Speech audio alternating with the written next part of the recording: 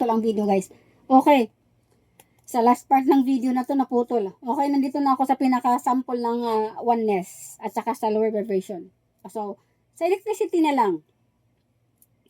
Kapag ang voltages ng appliances is nasa 110. Okay? And then, tumawag ka ng higher energy. Okay? Kasi gusto mong ma-feel. Gusto mong makakonect. Gusto mo makakonect sa higher dimension, sa higher frequency, sa God, or sa higher frequency vibration, sa higher energy, sa light, okay? But ikaw, namumuhay ka sa lower vibration frequency. Ikaw ay isang 110. Ikaw ay 110 na appliances. Imagine yourself as an appliances na ang current energy or current frequency or current vibration is 110 lang ang capacity. 110 lang yung watts. Tapos, tumawag ka sa higher vibration na 220 yung volts. Okay, sige nga. What will happen? Okay, comment mo kung anong mangyayari sa'yo.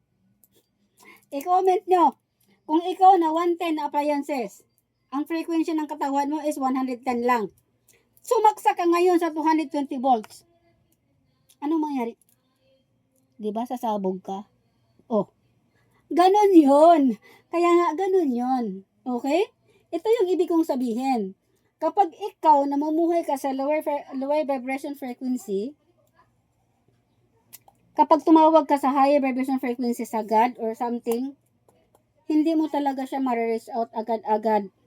Not unless i-work out mo talaga lahat, i-consider mo or i-shadow work mo, kailangan mo siyang i-embrace, i-acknowledge, na okay, ganun pala siya, okay, ganun pala yung feel. I-feel mo talaga, i-acknowledge mo yung self mo, nakaka-feel ng ganyan.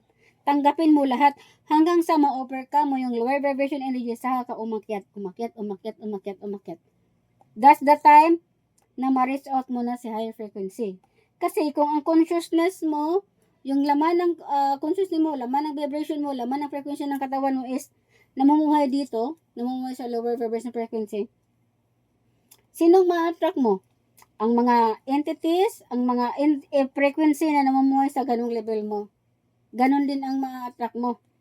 Ngayon, kung nandito ka sa energy ng jealousy, tapos gusto mo ng happiness, sa tingin mo, matatawag mo ba yung entity ng namumuhay sa happiness? Sa tingin mo, ma-attract mo ba yung attention nila? Hindi. Bang! Pag-akit mo ito, bang! Bababalik ka. Pag-akit mong ganyan, tatawag ka, bang! Diba? Ganon yun. So, guys, sobrang haba na ng video natin. So, I hope na nabigyan ko kayo ng kahit kaunting kalinawan or kaliwanagan kung paano nag-work yung energy, frequency, and vibration. So, lagi lang nating tandaan, si Nikola Tesla, so, siya yung scientist, basta scientist siya, si Nikola Tesla, siya yung nakadiscover ng energy, frequency, vibration. So, kung gusto mo daw malaman ang sagot sa lahat ng tanong mo, kailangan mo daw ma-discover ang energy, frequency, and vibration. So, 369. So, yun ang tatak ni Nikola Tesla. I think ngayon, Tesla is, nagra-run na ngayon sa market. Meron ng car ngayon na Tesla. So, run by electricity. So, si Tesla kasi ang nakadiscover ng free energy. Okay? So, si Tesla, but later on, nung namatay si Tesla, actually, ang nakaano ng energy is si Albert Einstein. I don't know but yun yung sa pagbasa ko, si Albert Einstein na yung sa energy and frequency. But ang pinakauna talaga nakadiscover niyan is si Nikola Tesla. Okay? So, kung gusto mo daw malaman ang secret ng universe, so you have to study or examine or consider the frequency and vibration, okay, ng energy. So, 369. That's the secret of the universe. So, guys, yan ang assignment natin. Kailangan nating alamin kung ano ibig sabihin ng 369. Okay? 369 is, sa walaklak yan eh. 3, dito 3 pala, 3, tapos dito 6, 9, 12. So, 369. So, kung gusto mo maka-ascend, kailangan mong malaman ang number, pinakasusi is 12. 369. So, yun. So, it's about, di ba? Bilog. Paikot lang talaga. Energy, frequency, and vibration. So, that's all for now. Sana ay meron kayong kaunting natutunan dito sa aking sariling research. Base sa aking mga research, okay? Sa aking discoveries, dahil, curiosity leads to something bigger or informative na pwedeng makatulong sa'yo. So, kailangan nating mag-research kung tayo ay mayroong kino-question about sa sarili, about sa universe, about something, you have to do a research. Of course, makinig kayo sa mga ganitong mga topic na pwedeng makakuha din kayo ng mga kaunting enlightenment or karunungan, di ba? So, let's join this stage of awakening. Okay? Sabay-sabay tayo mag-ascend, guys. Huwag nating hayaang mamuhay tayo sa lower vibration frequency. Kasi, pag nandito tayo sa lower vibration frequency, hindi tayo makakapag-ascend. Kasi, kailangan nating workout kasi lahat yan eh. Kailangan nating malampasan ang lahat ng obstacle. This is the obstacle kasi eh. Kailangan nating ma-integrate or ma-reintegrate or kailangan nating i-acknowledge bago tayo umakyat. Kasi kung tayo ay aakyat, meron tayong naiiwan ng unfinished business dito sa baba.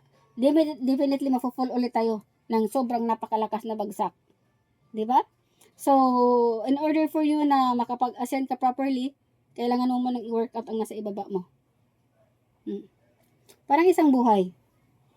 Kapag nandito tayo sa kasagsagan ng natin, tagumpay or success, and then nakalimutan na natin yung ating pinanggalingan, na hindi natin na-acknowledge, hindi natin sila anong mangyayari? Hindi ka rin magsasucess, babalik, babagsak ka rin. So, yun yung ibig kong sabihin. Kailangan nating work out ang ating mga shadows, ang ating mga aspects ng ating sarili. This is the energies na to ay part ito ng sarili natin. Na kapag tayo nakaka-feel ng ganitong vibration, ibig sabihin, meron pa tayong part ng sarili natin hindi natin na-overcome or hindi natin na-heal. Okay? So, ito yon. So, sabay-sabay tayo guys na trabahuin ang mga aspects ng sarili natin na kailangan nating ma-integrate or maintindihan or ma-heal. Okay? Pagalingin natin upang makapag-ascend tayo. Okay? So, kung nandito tayo sa frequency na to, nandito sa current lifetime natin, okay? Sa present lifetime natin, tayo as a daily life kapag nakaka-feel pa rin tayo ng ganito, tingnan natin ang sarili natin. Kapag nakakamit tayo ng taong sobrang negative, ibig sabihin, kasi everyone is a mirror on ourselves. Okay, guys? Yun nga, nasa topic ng oneness yun eh. Ang lahat ay parte ng sarili mo. Kunyari, mayroon kang nakilalang individual na sobrang sama ng ugali. Itanong mo kagad ang sarili mo, ano bang parte ng sarili ko na mayroon nakikita ko sa kanya na hindi ko nakikita sa akin? Ganon kaagad ang itanong ninyo. Kasi our body knows. Our body is connected to ancient simula pa ng, kasi we are incarnated beings eh. We are pabalik-balik lang tayo. Recycled souls tayo. Recycled souls hanggat hindi natin natutunan ang lessons na kailangan natin matutunan. Lagi tayong i-recycle. Okay, hindi ka pa natuto ngayon ha. Balik ka ulit sa grade 1. O, pagbalik mo sa grade 1, wala ka pa rin natutunan, mamatay ka, balik ka na naman. So, ganun sa tayo ngayon. We are recycled soul. Hanggat hindi natin natututunan, hindi natin na-integrate, hindi natin na-intindihan, hindi natin na-work out ang lahat ng mga bagay-bagay na kailangan natin matutunan, babalik tayo. Marirecycle tayo. Sino bang gustong lagi nare-repeat? Repeater, balikbayan, 'di ba? Lagi umuulit. 'Di ba? Wala, 'di ba? Ako ayaw ko din eh. But hindi natin alam. Kasi nga ngayon lang tayo nag-awaken eh. Ngayon lang natin namulat, bakit ganito pala? Bakit? Pero nung mga nakaraang lifetime natin, namumuhay tayo sa ego self. Kaunting lang, galit, patayan ka agad. Pag namatay, patay, tapos balik ka na naman. Ganon yun. Kaya ngayon, alamin mo na kung bakit ka nandito ulit. Diba? Pansinin mo, lagi ka na nanaginip nang nasa isang sitwasyon ka ng buhay mo na hindi hindi mo alam kung nasaan yun. Ba't kilala mo yung mga tao? Familiar ka kung sino-sino mga yun. Nasa isang sitwasyon ka ng life mo. Paulit-ulit ka na nanaginip na meron kang isang bahay. Ako lagi ko talaga napapahingilipan. Meron akong isang bahay na yung bahay na yun parang squatter or something like that na inangkin ko lang or something. Then after that, ginawa ko lang. Tapos, mahirap sagutin. Basta yung ganong sistema yung lagi kong napapanaginipan. Marami tayong panaginip na paulit-ulit. Minsan na naginip pa tayo nun, ba't na naginip na naman ako ng ganon? Ano kaya yun?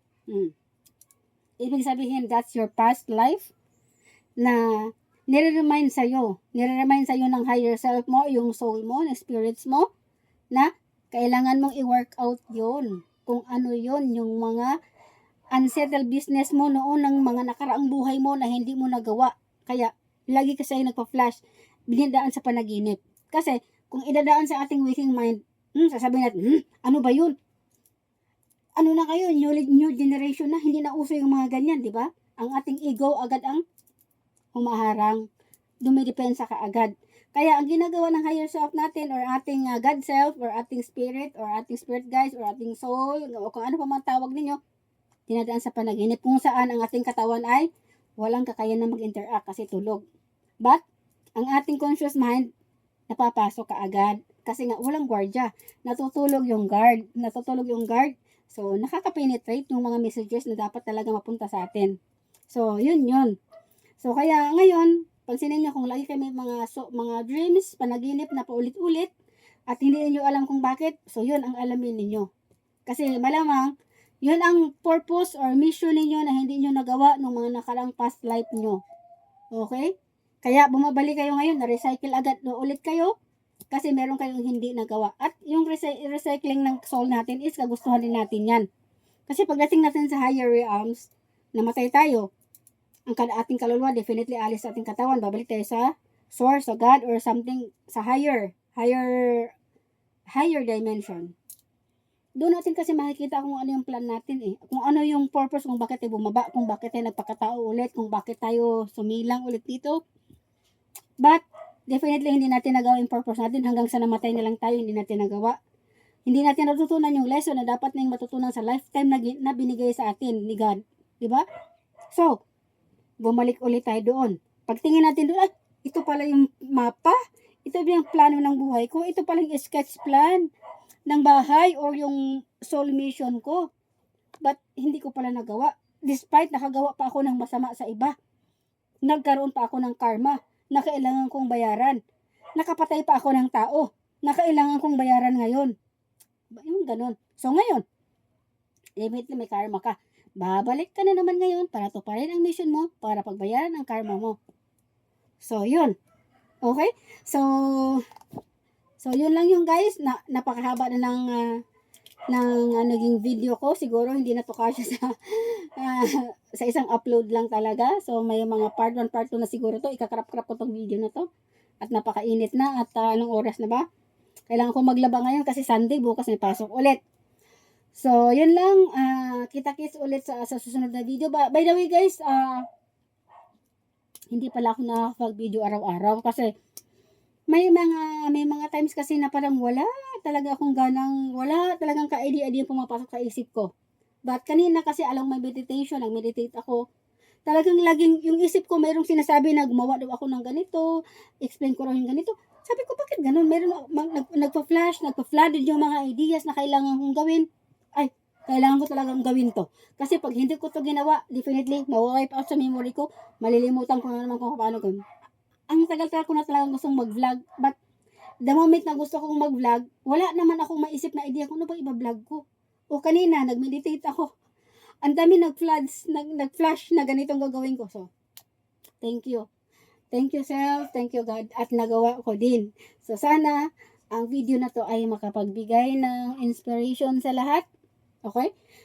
Hindi man siguro sa lahat kasi kung hindi kayo naniniwala about spirituality, mga pamahiin, or basta mga out of this world topic, yung mga taong close ang mga belief about metaphysical, so this video is not for you, but kung sino yung mga taong open, okay?